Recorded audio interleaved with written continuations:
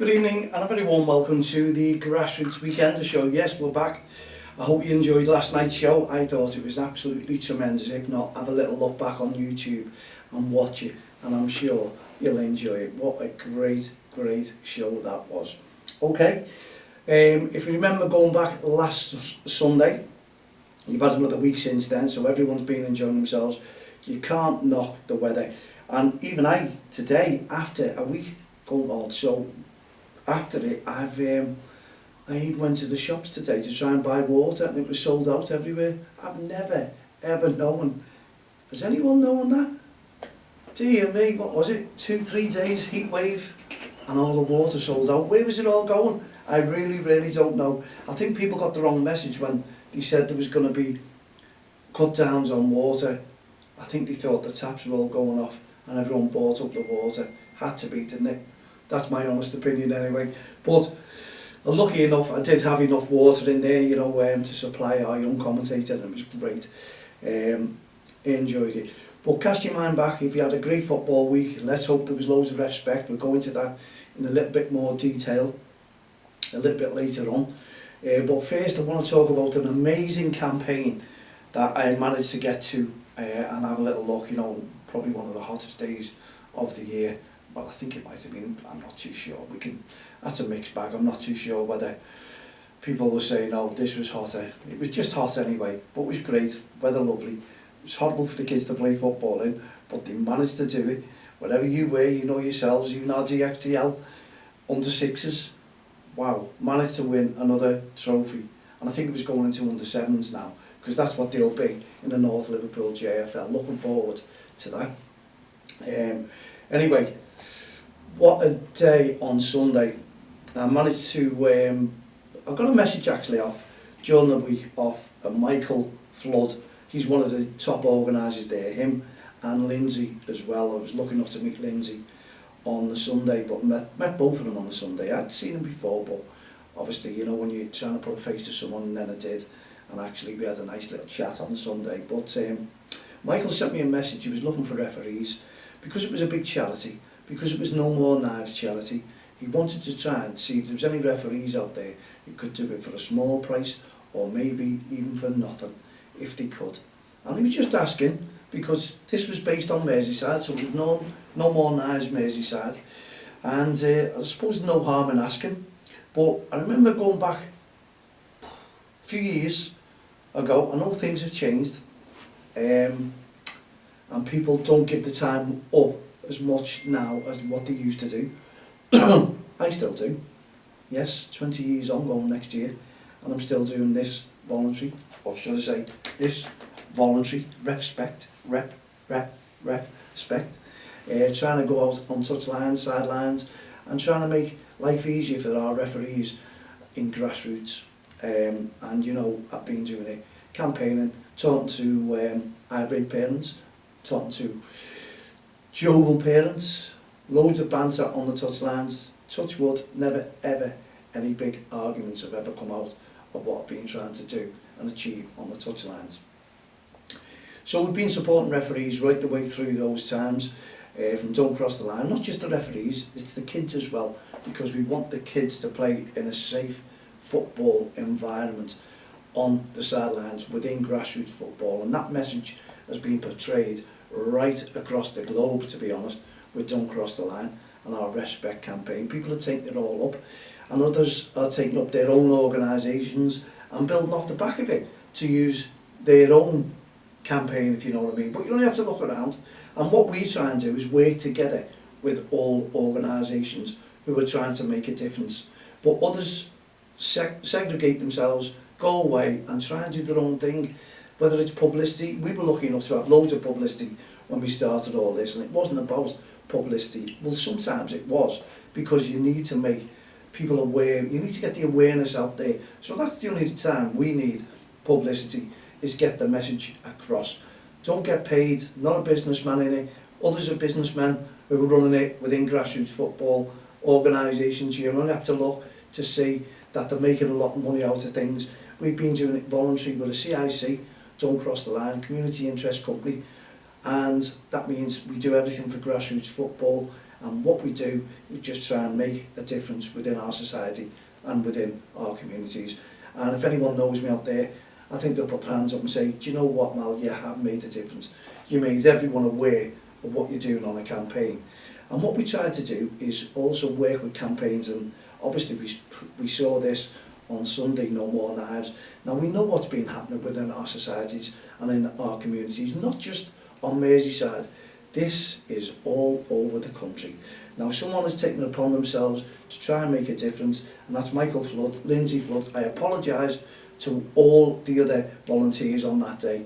Everyone was brilliant, they all wore these t-shirts, and even the referees wore the t-shirts as well, trying to make a difference. What referees they did have, by the way, we put an appeal out, going back to where it started, trying to get new referees to help them out on the Sunday, if they could, because he had a tournament from the small side is going into, I think it was under 12s at the end of the day, so it was a long day, finishing at 5, starting probably about 7:30, 8:15 when the organisers were there, trying to make sure that everyone got a game and everyone enjoyed themselves. And there was one or two people hanging on there because it is football and we want to win everything, no matter what it is, and they tend to forget what the day is all about. It was about No More Knives. So we just reminded one or two, got on great with them all, bit of banter, moved some parents behind the barriers, we're all getting on to the touchline and having a go at the referees who were there.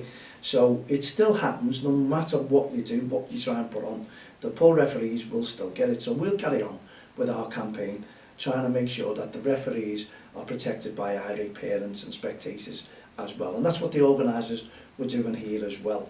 If they found anything that was wrong, they were out that competition towards the referee. So there you go. Referees, organisations, committees are all doing and trying to make a difference to support you as well, because I notice a lot of posts about the referees. They go on and say our prices are this because we take verbal abuse and aggressive behaviour as well. That is part and parcel of our job, but we're not taking it anymore, so the fees may go up. Well, you don't get paid for anything like that, because I certainly don't. I'm a support worker, being a senior support worker, and there's many care workers and support workers just like me out there as well, who are not on as much as referees, believe me. Not having a dig at the referees, but it just goes. And some organisations are really pushing for more price rises. And you've got to remember, kids, grassroots football, parents suffering. Why are we pushing for more rises in referee fees when the kids are trying to struggle and the mums and dads trying to raise the money to pay the referees, to pay the committee fees, to pay the league fees? It's a big world out there, and all we appeal to do, or to referees, is try and keep your prices down, because I get the height of abuse by the person that we support, and many others do, and we're not on as much as referees, and we can go to jail if we give the wrong medication out. You do a wrong decision as a referee, you probably get verbal abuse and aggressive behaviour. That's what it is. You don't mean to do that wrong decision, but I'm not comparing jobs. I'm just letting you know that there's nurses and there's support workers and care workers every single day in their job taking total abuse every day, not just when you referee. And we don't think that every referee, every single game gets that height of abuse. We really don't, but there's some lovely people out there as well. So you have to sometimes take the good with the bad. At the end of the day, the majority of our work is bad. If you've got someone who's out of control, that is really, really bad on you. And we have the companies on our back as well if they think that we've done something that is wrong. But without going into detail in support work, have a little go. And I'm sure some of you referees have been in support work and care work as well, and they do know what I'm talking about. The money is terrible, the work is totally hard, and the same goes for our nurses and care workers as well. So all we're trying to do is say, if something comes up like this and we look at some of the referees, brilliant to the referees, the volunteers, I wish I had all the names, I've only got those names so I'm not missing you out, but I'm sure Michael will add to the post and put his thanks on, and we can thank them as well, who turned up. And we thank the county FA as well. After Michael got in touch with me, I put him in touch with the county FA and asked them to see if there's any young referees there. They might supply some, and they did just that. Referees who came, who needed some more games in there, and they helped them out. Only young referees, and one or two took 1-2 bits of stick, but Michael sorted all that out, no problem. And there was 1 or 2 experienced referees as well there. Thank you very, very much. And I know one of them, Tommy. Tommy is around anyway, and he believes in something like this. And Michael, just to show you that we do something like this as well, and we've been doing that. If you see that, don't cross the line. No more knives, no more guns. We want them taken off our streets. And if you can see that, that is all we ask you to do. And that is what Michael is doing. He's taken upon himself to do a campaign with his organisers as well, his volunteers, to try and stop this, because we're sick of teenagers carrying knives and then getting into trouble and hurting someone or being hurt themselves, and they're trying to do something to stop that. And I must admit, the turnout was brilliant. So everyone, football teams, players, parents, everyone who turned up there, and managers as well, to support this campaign, you've done an absolute brilliant job. And going by all social media and the words from Michael himself, it was successful. Well, what more could you do? And I've sort of dropped a hint to Michael to say, take this round every hub, take it to different areas within Merseyside, not just one area, take it to all areas. And I think you'll find the message getting across very, very quickly indeed. And a lot more will jump on to support you. Let's just hope a lot more don't jump on to support you and then go out and think, well, I'll do this on that side of things. It works if everyone works as a team and all work together on one project such as like this. We do it with Don't Cross the Line, we do it with Respect. Others organisations will try and do it and run with their own ideas instead of jumping on and making a difference. So you've got about 300 different campaigns doing the same thing with different organisers, instead of all backing the one person or organisation and working together as a team. That's how you split teams, and that's where, you know what I'm talking about, it all comes in, the rigmarole, everything like that, and it's all wrong. And this is why it takes longer for campaigns to do their job correctly, because other campaigns will come up with something else instead of working together. Am I right, am I wrong? Mal at don'ttexttheline.com, add me as a friend on Facebook, Twitter, LinkedIn, all the social network sites. We're only here to do one thing, bring our communities together. This is Don't Cross the Line, by the way, and organisations such as No More Knives Merseyside, with Michael Flood and Lindsay Flood and all their volunteers doing a brilliant job. Get on there, support them and help them. And if you see them going out there, put your team in if you can get in. My team couldn't get in, it was full. But hopefully next time we'll put a team in if we've got the free week, because we know what's coming. Yes, we're all getting ready, as I said, very, very soon. So what we'll do from the back of this one, we'll go off that. No More Knives, once again, well done, and follow them wherever they go. You've done a brilliant job, all you organisers, and thanks to all the teams as well who turned up. And we'll go back onto something like this. Now then, that's a simple message for everyone there, isn't it? Hey, if we look at that, this is what it's all about. Don't bully our referees. No, we can do without all that. Most of them now are young ones, plenty of young ones coming in from the county FA. I've seen them all, and I saw some of them at the No More Knives campaign last Sunday. And I'm sure you county FAs all over the country have been getting new referees in to go out there and get ready for the big season. And I'm sure there's a lot of nervous young referees as well. It's good money for them. They can go out there, put it away, help the mums and dads who are struggling at the moment, so they don't have to go in their pocket to get them clothes. And some of those referees, they'll know 1 or 2 of them as well. And do you know what? They pay for themselves, they go on holidays, they buy their own clothes. It's brilliant to help their mums and dads out as well, because they know themselves, these young kids know just how hard mums and dads are finding it, especially if you come out of work.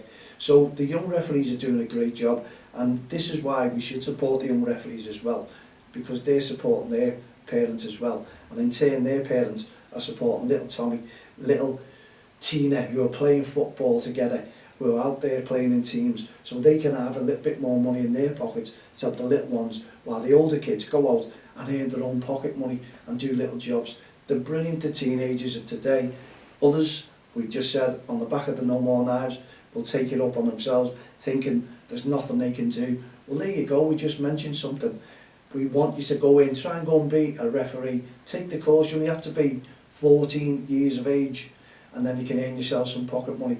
It's great pay, and leagues will try and find young referees a nice job out there to referee. So do your county FA as well. So the more referees we have, the better it is for all the young teams and the kids who are playing football as well. We need to protect our kids playing football. We need to protect our children from hearing verbal abusive language and seeing aggressive behaviour. We don't want that. This is what I'm trying to say. This is why we're a community interest company run by myself, volunteers. We try and make a difference and are making a difference week in, week out, day in, day out throughout grassroots football. And this is the work that we put in. And we try and go cap in hands ourselves. We try and raise money by getting lottery grants, but when we get the lottery grants, it's all booked up on things like we do on this with our podcast studio to try and bring young commentators in, teach kids the podcast, get them out there learning difficult jobs and giving them confidence back, just like refereeing will do as well. So there's opportunities out there all the time, and no better than us with Don't Cross the Line, CIC, Community Interest Company, giving you kids a voice, trying to protect you because you are our future. When we all get old and we're all walking, and even these pensioners now, we need people like yourselves who can look back on us and think, do you know what, I'm getting older now, I'm getting wiser, I'm starting to earn a few bob, let's just put into society, let's work together, and let's all be one big, massive team if we can. Great organisations out there, which we just portrayed. If you had any games today, Saturday, the Premier League, I hope you were there as well, Premier League start, should I say, with the referees supporting them, encouraging them, and in turn encouraging the kids on the football field, because those kids and the referees, as we've said, are trying to develop their skills. Take the safeguarding issues out the way, then there'll be no safeguarding issues. Encourage the kids to play and encourage the referees to officiate. Let the kids play, let the referees officiate. Put that in your head when you go to watch grassroots football week in, week out. And you coaches out there, you managers, have a massive role. You are a role model, second to the parents or second, third to the Premier League players as well. So everyone has a role to play in this. Get the messages out to our kids and they'll be safer on the football pitch. If we start showing them respect and telling them they have to show the referees and the adults respect, just get our communities back, bring them back, bring our society back.